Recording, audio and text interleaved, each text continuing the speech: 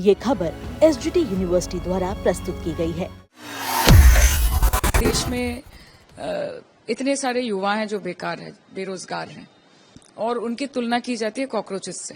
एक तरफ हमारे आदरणीय प्रधानमंत्री जी बोलते हैं कि आप वर्क फ्रॉम होम कीजिए, आप पेट्रोल डीजल का इस्तेमाल मत कीजिए, कुकिंग ऑयल का इस्तेमाल ज्यादा मत कीजिए। जो वो हमको बोल रहे हैं वो खुद वो प्रैक्टिस नहीं कर रहे हैं, तो जाके लोगों में कहीं जाके कोई कंफ्यूजन होता है कि जो प्रैक्टिस हो रहा है और जो प्रीच हो रहा है वो डिफरेंट क्यों हो रहा है। विश्व बंधु बनने के साथ साथ अपने देश के लोगों का मित्र बनना भी बहुत जरूरी है। मेरा नाम भी जुड़ा है इसके साथ और ऐसा कहा जा रहा है कि अपेरेंटली एक ऐसा प्रॉपर्टी है जो अभिषेक बैनर्जी और शायोनी घोष के नाम पे जॉइंटली है। मुझे पता नहीं ये शायोनी घोष कौन है। I have been hearing a lot of acquisitions and I don't know from where my name is coming into all this things.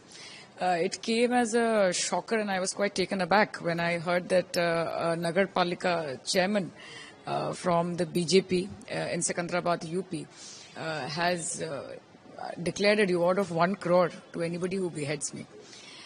So that clip went pretty viral. I got to know about it and obviously there were people who are very, very concerned from all across the country. So they expressed their worry.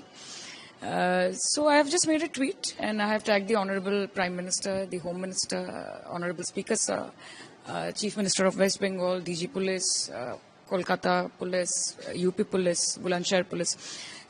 See, it is for the world and for the country to see that if a woman politician, a sitting member of parliament, is so unsafe that it has become normal in this country to openly issue threat. And threat not like simple silly, not threats of that sort, like serious threats, something like beheading a woman, parliamentarian, beheading a woman in public. And who is it being done by? It is being done by a BJP member. It's been done by a BJP कार्यकर्ता and a Nagar Palika chairman. So it is for the country to see कि पूरे देश में अगर एक sitting member of parliament, एक महिला politician के विरुद्ध ऐसी बातें हो सकती हैं, तो यहाँ पे इस देश में साधारण महिलाएं किस दहशत में हर दिन जीती है, ये सबको समझ में आ रहा है। तो मैंने ट्वीट किया है और आगे जाके एक्शन लेना या सिक्योरिटी निश्चित करना, it lies with the honourable prime minister, home minister and the CM of West Bengal. Well, probably because I'm a voice of dissent, if it comes personally to me. And also because BJP has won Bengal newly.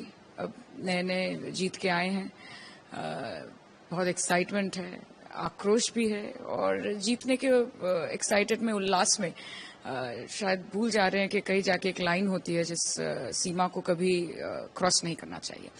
पर मैं ये भी बोलना चाहती हूँ कि देखिए, जीत के आए हैं और ये खुशी की बात है. लोगों को डरा के, धमका के, सब कुछ चुप करने की कोशिश करके you are trying to bully people.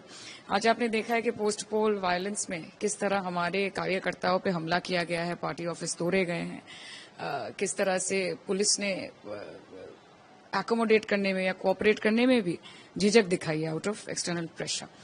तो मुंह में जो भी बोल रहे हैं उन लोग शांति का वार्ता दे रहे हैं सब कि नहीं, हम लोग we are against. But to be very honest, the BJP government and the BJP party in Bengal have failed to control their कार्यकर्तास. एक्चुअली बात ये होती है ना कि जब देश में इतने सारे युवा हैं जो बेकार हैं, बेरोजगार हैं और उनकी तुलना की जाती है कॉकरोचेस से.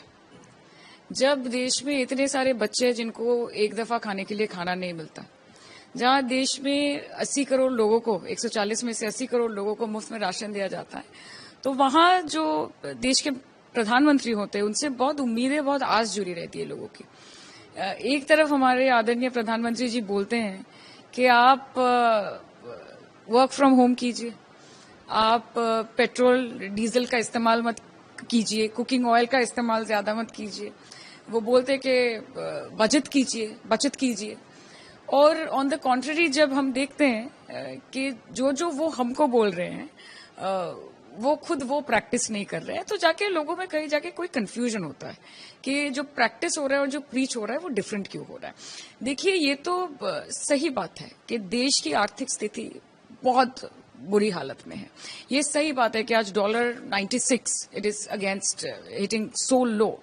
ये सही बात है कि आज दूसरे देशों में जब भारतीय नागरिक जाते हैं तो उनके साथ जिस तरह का व्यवहार किया जाता है, तो ग्लोबली भी अगर आप देखें तो किसी देश के साथ हमारा अच्छा संपर्क नहीं है।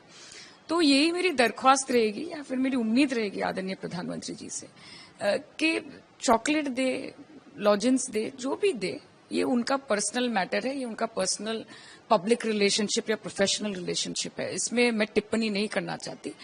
लेकिन विश्व बंधु बनने के साथ साथ अपने देश के लोगों का मित्र बनना भी बहुत जरूरी है।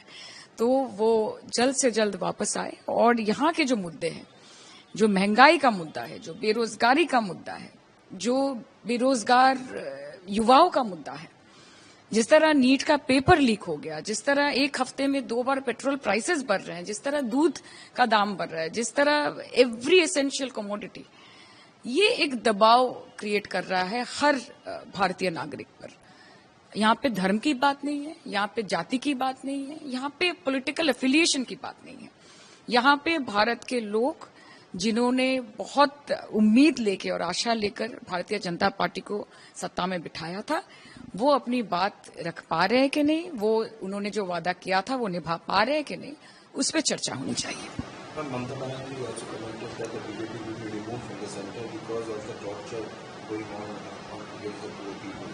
हाँ, देखिए, ये तो सही बात है। जिस तरह से आज पश्चिम बंगाल में नई नई सरकार बनी है और उसके बाद जिस तरह से ये ड्राइव्स चल रहे हैं, जिस तरह से गरीब लोगों का स्टॉल, ये जो हॉकर कॉर्नर है, ये सारे इनको हटाया जा रहा है विदाउट एनी नोटिस, ये बहुत ये बेरहमी से किया जा रहा है। देखिए, गरीब लोग हैं। आज जो लोग ऊंचे ऊंचे बिल्डिंगों में बैठे रहते हैं, वो बोल सकते हैं कि ये तो गरीब है, ये भिखारी है, ये तो कूड़े हैं, ये तो कचरे हैं, लेकिन वो इंसान है। आप हटा सकते हैं, आप एनक्रोचमेंट ड्राइव कर सकते हैं, आप डिसलोकेशन कर सकते हैं, लेकिन आपको उसके साथ एक फुल प्रूफ प्लान भी लाना पड़ेगा कि कैसे आप ये सब लोग जो दिन का 200, 300, 500 रुपए कमा के अपना जिनका गुजारा होता है, इन लोगों को आपको रिलोकेट करके कहीं बिठाना है। आपको डेजिग्नेटेड स्पॉट्स देने हैं जहां पे हॉकर बैठ सके, जहां पे वो लोग आके खरीद सके। So there has to be a balance. This is what I think. Without any notice इस तरह से हजारों की तादाद में महिलाओं को, बुजुर्गों को, लोगों को जो only earning member of the family है, इन सबको ऐसे हटाया जा रहा है रेलवे स्टेशन से, बाजारों से, बस्तियों से। It is really unfortunate that this government is only working towards making the rich rich, and it is working towards making the poor more poor, and it is very, very unfortunate. We were talking about the notice. Recently, a notice was served to Abhishek Banerjee's house also, but mayor wasn't aware of the notice, and the mayor is the policy maker. So, who's actually taking all the stuff? See, I will be very honest with you. मेरा नाम भी जुड़ा है इसके साथ, और ऐसा कहा जा रहा है कि अपेरेंटली एक ऐसा प्रॉपर्टी है जो अभिषेक बैनर्जी और शायोनी घोष के नाम पे जॉइंटली है। मुझे पता नहीं ये शायोनी घोष कौन है, लेकिन आपके माध्यम से मैं ये बताना चाहती हूँ, ये मैंने ट्वीट भी किया है कि मेरे इलेक्शन एफिडेविट में मेरा जो एसेट है वो डिक्लेयर किया हुआ है। जिनको देखना है वो जाके देख ले।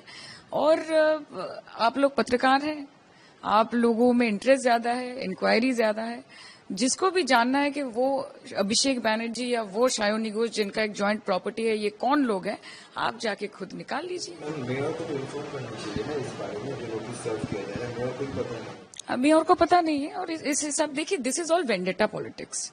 आज जिस हिसाब से भारतीय जनता पार्टी की सरकार ऑपोजिशन और तृणमूल के पीछे आ रही है, हाथ धोके पड़ी हुई है, इट इज गिवन कि वो चाहते हैं कि तृणमूल पार्टी का नामो निशान तक मत ना रहे। वो चाहते हैं कि इस देश में, ये भारतीय जनता पार्टी का एक एजेंडा है कि 1 nation 1 party and 1 political affiliation, 1 prime minister, 1 language, ये सब एक करना चाहते हैं। तो वहां पे जाके ये चाहते ही हैं कि ऑपोजिशन बोल के कुछ ना ही रहे, ऑपोजिशन बोल के कुछ ना रहे इस देश में, और सिर्फ एक पार्टी ये देश को चलाए। और जब ऐसा कुछ एजेंडा बन जाता है तो ऑपोजिशन के लोगों के पीछे हाथ धो के, आज आप यूपी में देखिए किस तरह से इकरा हसन, उनके साथ जो व्यवहार किया गया यूपी प्रशासन की तरफ से, तो मैं कहां से उम्मीद कर सकती हूँ कि यूपी प्रशासन मेरे साथ खड़ा होगा जब मुझे ऐसे थ्रेट्स मिल रहे हैं। वो भी एक चुनी हुई सांसद है, विपक्ष से हैं। आप देखिए आज जिस तरह महुआ मित्रा जी को टारगेट किया जा रहा है हर चीज में, अभिषेक बैनर्जी को टारगेट किया जा रहा है, तृणमूल के हर स्तर के हर नेता को टारगेट किया जा रहा है, 2021 के मामले में अरेस्ट किया जा रहा है। हालांकि पोस्ट पोल वायलेंस 2024-26 में जो हुआ है उसकी कोई कार्रवाई नहीं हो रही है। बीजेपी कार्यकर्ताओं ने, जिन्होंने तृणमूल कांग्रेस के कार्यकर्ताओं को मारा पीटा, तृणमूल कांग्रेस के ऑफिसों को तोड़ा, उनके विरुद्ध कोई कार्रवाई नहीं हो रही है। 2021 में किस तृणमूल नेता ने क्या किया था, ये सब कह के हमारे कार्यकर्ताओं को, हमारी लीडरशिप को वो डिटेन कर रहे हैं। तो लड़ाई जारी रहेगी, ये नया कुछ पैतरा है नहीं। हमने देखा है किस तरह से विपक्ष को चुप कराने का काम ये भारतीय जनता पार्टी करती है। हम लोगों के साथ हैं, लोगों के आशीर्वाद से जीत के यहाँ तक आए हैं और आगे उन्हीं के मुद्दों के लेकर लड़ेंगे। See I think it is Jahangir's own decision और ये पार्टी ने भी अपना स्टांस क्लियर किया है कि पार्टी के साथ इसकी कोई कंसल्टेंसी नहीं हुई थी। जहांगीर को शायद लगा होगा कि he is not feeling safe और उनके ऊपर भी काफी थ्रेट थे जिसको लेकर वो कोर्ट भी गए थे कि उनको प्रोटेक्शन की जरूरत थी। और अगर ये इलेक्शन होता भी तो ये फ्री और फेयर इलेक्शन तो होता नहीं। तो मुझे लगता है ये सब सोच के व्यक्तिगत तौर से उन्होंने ये डिसीजन लिया है, वो सबसे अच्छा बोल पाएंगे।